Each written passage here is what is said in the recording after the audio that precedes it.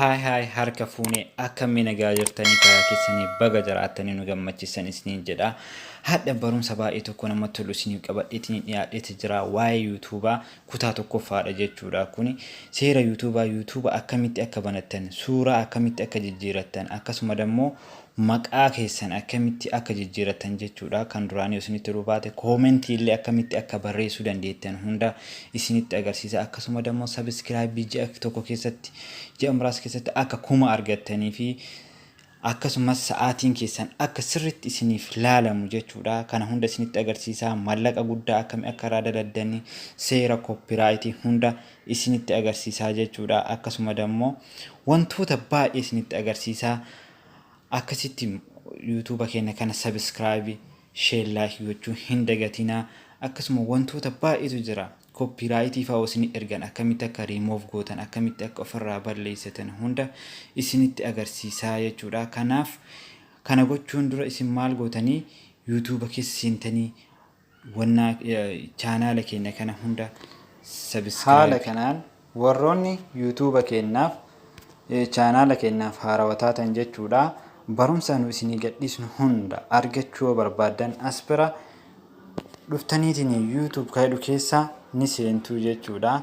Haala kanaan YouTube kaydhu kanarratti gadi ni dhooftu jechuudha.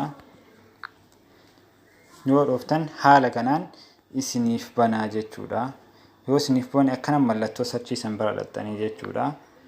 As biratti mallattoo bakka kanatti oli yaad o ari'atanii barreessan jechuudha. As biratti ol yaada ari'atanii barreessan haala kanaan isiniif banamaa jechuudha. Haala kanaan sarchi gootanii bakka suuraa sarara gadhooftanii haala kanaan kunoo iddoo subscribe kana ni tuttuu jechuudha. Kunoo as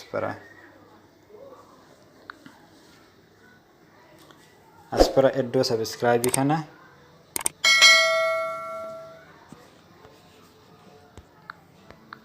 akkana gootan subscribe gootanii achi booda mallattoo notification tana bilbila fakkaatu kana ni tuttanii haala kanaan all kaydhu kanarra deebistanii jechuudha. Achiin booda viidiyoon nu isinii gadhiifnu hundi isin bira gahaa jechuudha. Akkasuma immoo wanti biraa jechuudha as bira dhuftan kunoo viidiyoo kaydhu kana isa bira kana dhuftaniitiin jettan viidiyoon isinii gadhiisne hunda asirraan argattanii jechuudha.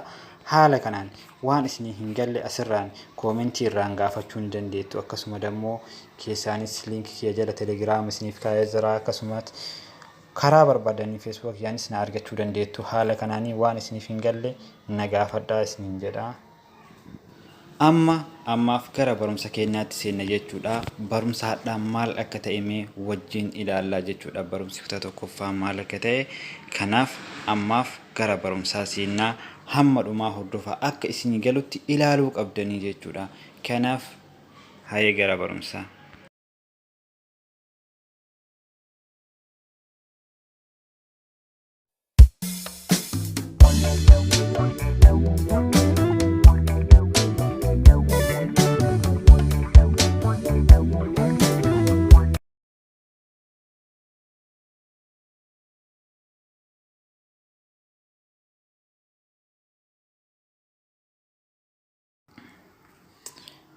Barumsi keenya kan guyyaa har'aa jechuudha. Kunoo waa'ee kanaati jechuudha. Waa'ee YouTube'ti jechuudha. YouTube haala kamiin akka banattan jechuudha. YouTube haala kamiin banattanii haala kamiin subscribe akkamitti akka guddifattan akkasumas immoo haala kamiin copyright ofirraa remove akkatti gootanii fi wantoota garagaraatu jira jechuudha. Wantoota YouTube irra jiran waa baay'eetu jira. Kanaafuu waa'ee YouTube hunda isin barsiisaa hadha kutaa tokkoffaa isinitti agarsiisa jechuudha. Hadha YouTube haala kamiin banannaa warri jettan warroonni YouTube banattan jechuudha. Hadha YouTube waa'ee YouTube banattanii yoo barattan guyyaatti aanu dammoo wantoota garagaraatu jira. Seera isaa suuraa akkamii akka jijjiirattan subscribe guddaa akkamii argachuu akka dandeettan haala kamiin YouTube keessan mallaqa lakkaa'uu akkamii akka isiniif eegalu kana hunda isinitti agarsiisaa jechuudha. Hadhaaf dammoo haala kamiin YouTube banannaa warri jettan hundi mala salphaa ta'een jechuudha. Bifa gaariidhaan YouTube keessan akka isin jalaa hin gubannetti jechuudha. Akkanumaan zimmettanii yoo bantan isin jalaa gubachuu danda'a, baduu danda'a. koppiraayitii garaagaraa godhachuu danda'a. Seera isaa hunda asirraa na hordofaa jechuudha. Mee hadha itti haaseennu jechuudha.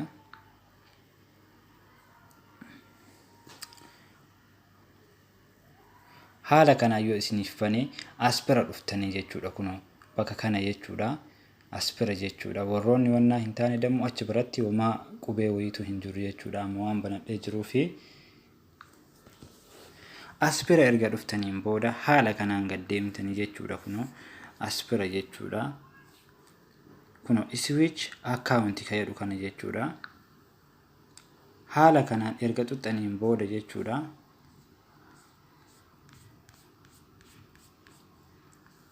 Erga xuxxaniin booda kunoo as gubbaa dhuftanii jechuudha. Kunoo as bira mallattoo pilaasii kana argaa jirtanii miti.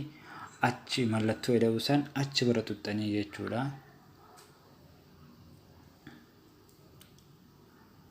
Kunoo as biratti lock screen isin gaafata jechuudha. Waan silkii cuftaniif jechuudha. Haala kana erga bantaniin booda haala kanaan isiniif banaa jira jechuudha. Deemutti jira jechuudha. Achi isin maal gootanii as biratti jechuudha. As biratti nama email hin galchitan jechuudha. Yoo qabaatan achi biratti email galchitanii jechuudha. Isin amma maal godhuu qabdanii as bira dhufuu qabdanii jechuudha. Kunoo as bira create account jedhu kana jechuudha. For myself jedhu kana irra dhooftanii jechuudha. Kunoo as bira jechuudha.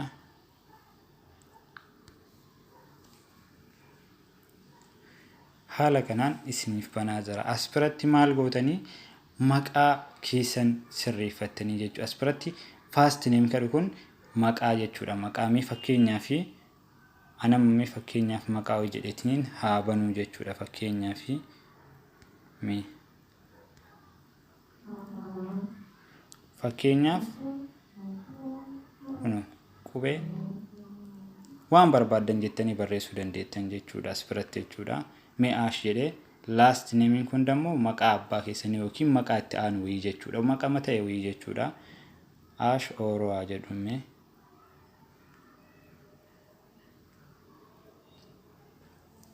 Erga akkana geessitaniitiin booda maal gootanii asii gad dhuftanii next bakka jedhu kana xuxxanii jechuudha. As bira dhuftanii next ka'ettu kana xuxxanii jechuudha. Achiin booda gara wannaa itti aanutti isin dabarsaa jechuudha. Kunoo amma kunniin wantoota garaagaraatu jira jechuudha. Asirra argitanii kunoo as bira jechuudha. Kun day guyyaadha jechuudha. Kun manzi dammoo ji'atti dhalatan jechuudha. Kun bara dhalatan jechuudha as biratti. Kun ammoo wannaa saalaa agarsiisaa jechuudha. Mee as biraaf day keessan akkana yoo isinii fide irra gaxxuxanii kama barbaadan guyyaa dhaloota keessanii gaafa kam akka dhalata yoo beektan ta'anii guuttanii yoo beekuu dhabaatanis uummata akka rakkoon hin jiru jechuudha. Erga akkana gootanii ammas ka itti aanu jechuudha. As biratti maanzii kadhu isa irra xuxxanii ji'a jechuudha. Kana keessaa ji'a dhalata yoo beektan ni guuttanii jechuudha. As bira amma ka isinii hafee amma year kadhu kanatu hafaa jechuudha. Isa kanas jechuudha. Guyyaa dhaloota yoo beektan ni guuttanii jechuudha. Kun as bira jechuudha.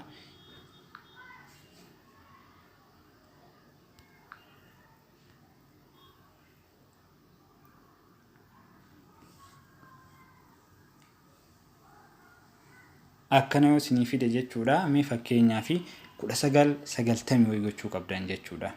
Achi ol gochuu qabdanii wayim dammoo wannaan keessan isiniif yookiin 92 93 akkas jechuu qabdanii jechuudha. Achiin booda ka gad ta'anu kun gender jedha. Saala jechuudha. Ammas biratti shamara yoo taatan female jettanii yoo dhiira taatan dammoo male jettanii jechuudha. As biratti yoo shamara taatan as bira gootanii jechuudha. Yoo dhiira taatan dammoo as bira gootanii jechuudha. Amma male irratti haa deebisu ammee an dhiira waan ta'eef. Achi dhumara gad dhuftanii next bakka jettu kana xuxxanii jechuudha. Kun as bira jechuudha.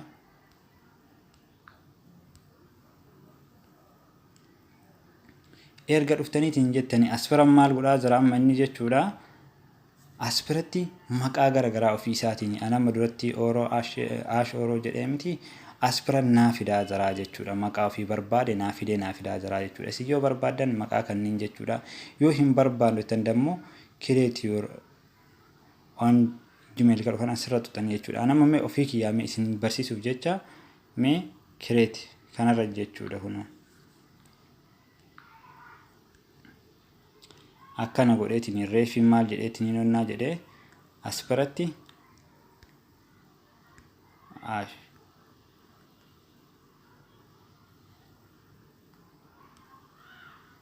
Ash Oroo jedhee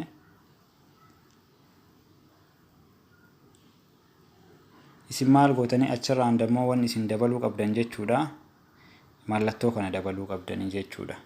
Achirraan lakkoofsa ta'e wayii barreessuu qabdanii jechuudha. Lakkoofsuma fedhe haa ta'uuti akkana gootanii barreessitanii jechuudha. Achiin booda lakkoofsa kanallee dagatuu hin qabdan kun imeela keessanii jechuudha. 4532 jedhee jira jechuudhaan achiin booda next gootanii jechuun amma argitanii haala kanaan isin didaa jira jechuudha. Maaliif didee waan as biraan lakkoo achi bira sirriin galchiniif jechuudha. Isa kana mallattoo as biraa tana isii tana achi biraa haxxanii eessa bira galchuu qabdu? As bira galee jira kunoo. Iddoo kana galee jira jechuudha. As bira jira jechuudha kunoo. Agartanii as bira waan jiruuf nu achi bira galchuu hin qabnu jechuudha. Kanaafuu mee next godha amma jechuudha. Naaf banachuuf kunoo. Waan takka waan nan goone amma paaswordii keessan as bira galchituu jechuudha kunoo. Paaswordii as bira galchituu jechuudha. Inna akkasuma paaswordii keessan ammallee gaddeeftanii asii gaditti illee paaswordii gubbaarra galchitan san ka gadaan irrattis ni galchitu jechuudha. Mi fakkeenyaa fi paaswordii haa galchuu jechuudha achi biratti. Mi paaswordii kama ta'e wayii haa galchuu jechuudha. Mi nama fakkeenyaaf 1 2 3 jedhee aspiraan 6 5 4 jedhee 7 8 jedhume. Ammas ka gadaanu kana irrattis akkas galchuu qabaa jechuu 1 2 3 6 5 4 7 8 yoo isin lakkoofsa dogoggortan isiniif hin deemu jechuudha. Yoo isin paaswordii gubbaatti kubba galchitan ka gadaanu galchuu baattan jechuudha. Next gootanii jechuudha yoo geessaniitiin hin kaatan amalaan nadidee jira jechuudha. Amma mee anamma wal fakkaatu haa galchuu jechuudha. Lakkoofsa wal fakkaatu wayii jechuudha. Mee 12 63 7 9 5 8 jedhu ka jalaarratti illee jechuudha. 12 63 7 9 5 8 mee haala kanaan haa galchuu jechuudha. Next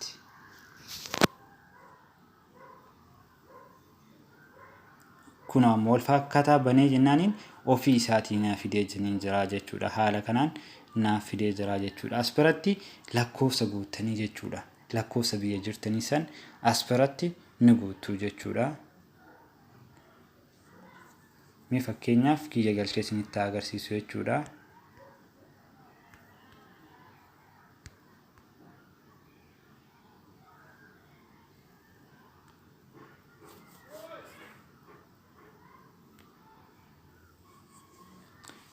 Bifama as biratti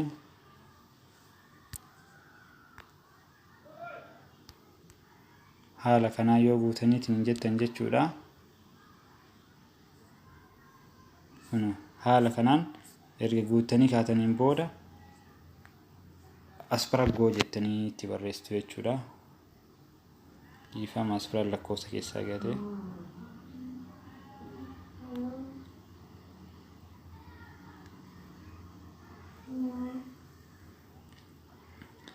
yoo akkana jettaniitiin as biratti koodiin as bira isinii dhufaa jechuudha. Iddoo duwwaa kanarra ofumaan naa dhufeetiin jira jechuudha. Naa dhufeetiin jira galchuu nan barbaachisa. Achiin booda dhufeetiin next jedhaani jechuudha. Kun koodiin Google irratti illee naa dhufee jira jechuudha. Achi booda amma fixattanii jirtanii wantootuma muraasatu isinii hafee jechuudha. As biraa yoo baatan kun as biratti aya Greek jedhu kanarratti jechuudha. Kun as bira jechuudha.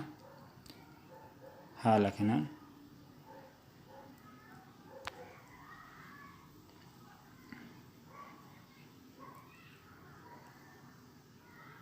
kun haala kanaan banattanii jechuudha. Seera isaa hunda guuttanii jechuudha.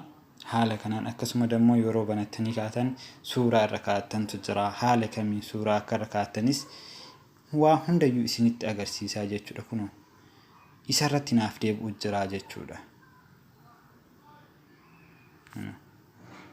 Haala kanaan isarra naaf deebi'ee jira, banadheetiin jira jechuudha.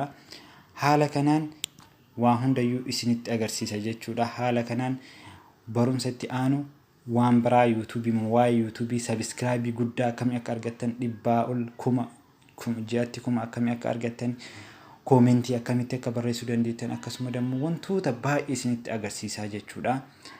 Haala kamiin akka copyright yoo isin irratti erge viidiyoo namaa laxaftanii wanta namaa yoo gadhiistaniitiin copyright isin irra erge jechuun YouTube keessan isin jalaa badee jira. Isiniif lakkaa'u jechuudha. Kanaafuu isa kana akkamitti akka ofirraa balleessitan hunda isiniif qopheesseetiin dhiyaadha. Hanga barumsa itti aanu walitti deebinuuf nagaranaaf tura. Akkasuma dammoo subscribe, share, like gochuu hin dagatinaa. Oromootii qaqqaalii walaa gargaaru isinin jedha. Akkasumas Oromummaa teenya tanallee bilisummaa tanallee Rabbiin haa gargaaru. Inshaallah wanni hundinuu dabraa jajjabaadhaa isinin jedha. Oromoodhaan qaqqaalii. Hey, ati samiwa